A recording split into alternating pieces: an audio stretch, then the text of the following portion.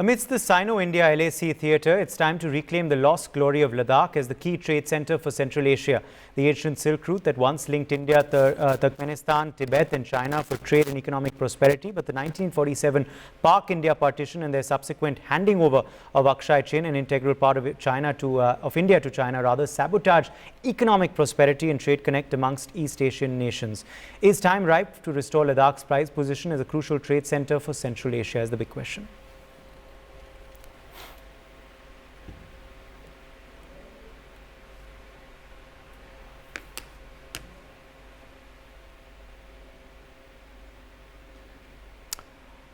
All right, these are the latest details, of course, coming in. Amidst the Sino-India LAC theatre, it's time to reclaim the lost glory of Ladakh, perhaps as the key trade centre for Central Asia.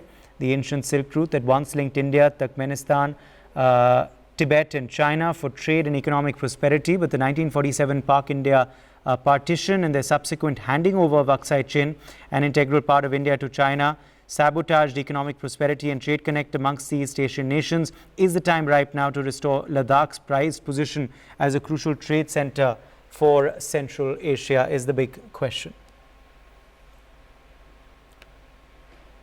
All right, we have Professor Kapil Kumar, historian, joining us at this point on the broadcast. Professor Kapil Kumar, your reading of this story, sir, and do you believe that that it is time to restore Ladakh as a crucial trade center for Central Asia as it once was?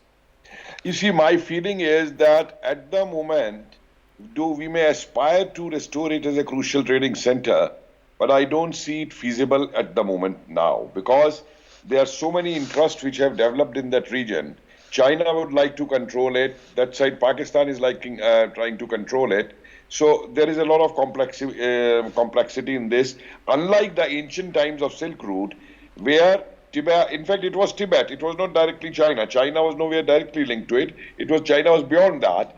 And ancient times, it is right from China, Tibet, India, then going to the Central Asian, what you call the Soviet Union republics later on, and right up to Europe. This Silk Route had many, sublinks also, and many major links also of the Silk Route where this trade used to be. Now, this trade used to be mainly, by, this is all land route. The travel used to be very difficult at that time. And that is why at different places, stations came up, in that regard.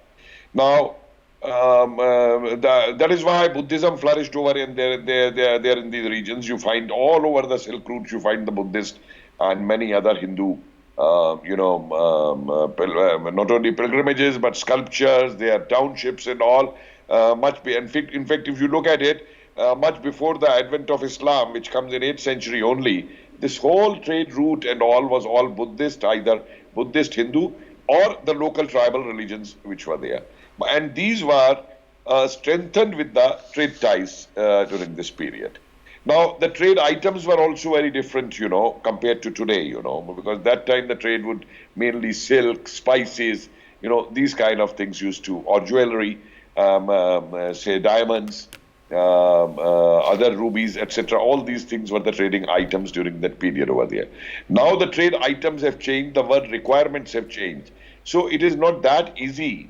We may say it that we may revive the Silk Route, but to revive it in that pristine sense which it used to be at that time is a very difficult matter under the present geopolitical situation which is there existing over there. But yes, what we can do is, and what we are doing now and what the government is doing now is that it is restoring Ladakh to its glory.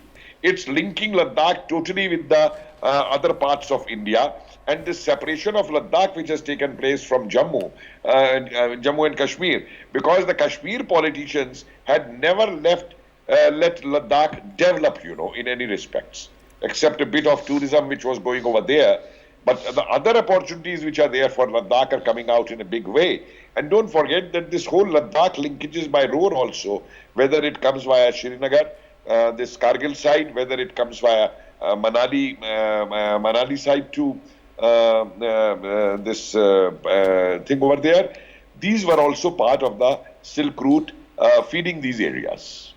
Okay, we leave it at that. Professor Kapil Kumar, thank you for joining us with your reaction to this story and perspective there. For more such videos, subscribe to the NewsX YouTube channel, hit the bell icon.